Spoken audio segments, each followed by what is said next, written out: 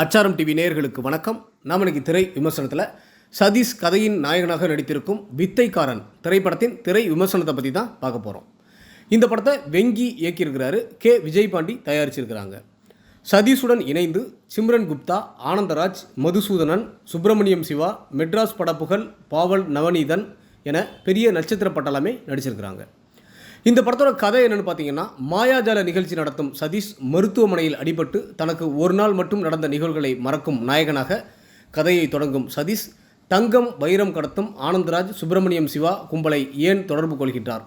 அந்த கும்பலுக்கும் சதீஷுக்கும் இடையே என்ன தொடர்பு? அந்த மூவரையும் சதீஷ் ஏன் பழி வாங்கினார் என்பதே இந்த படத்தின் மீத கதை.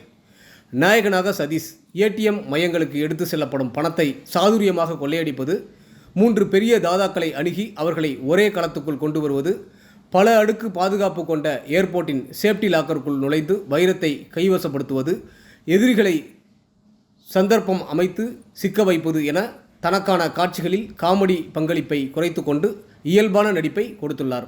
இன்ட்ரோ சாங்கில் ஈடுபாடுடன் உற்சாகமாக ஆட்டம் போட்டிருப்பது சிறப்பு. நாயகி சிம்ரன் குப்தா புலனாய்வு நிருபராக சிறப்பாக நடித்திருக்கின்றார்.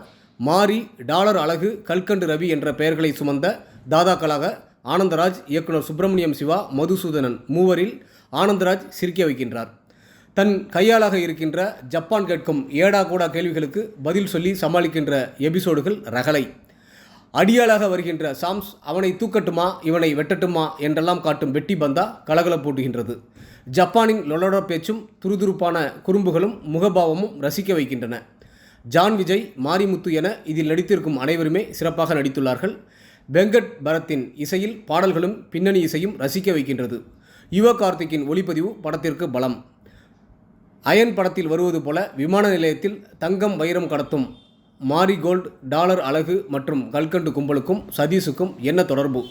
அவர்களுடன் எப்படி டீல் செய்து நாயகனான சதீஷ் ஜெயிக்கின்றார் என்பதை நகைச்சுவையாகவும் விறுவிறுப்பாகவும் ரசிக்கும்படி சொல்லியிருக்கும் இயக்குனர் வெங்கிக்கு பாராட்டுக்கள். ஒட்டுமொத்த படக்குழுவினருக்கும் அச்சாரம் டிவி சார்பாக வாழ்த்துக்கள்.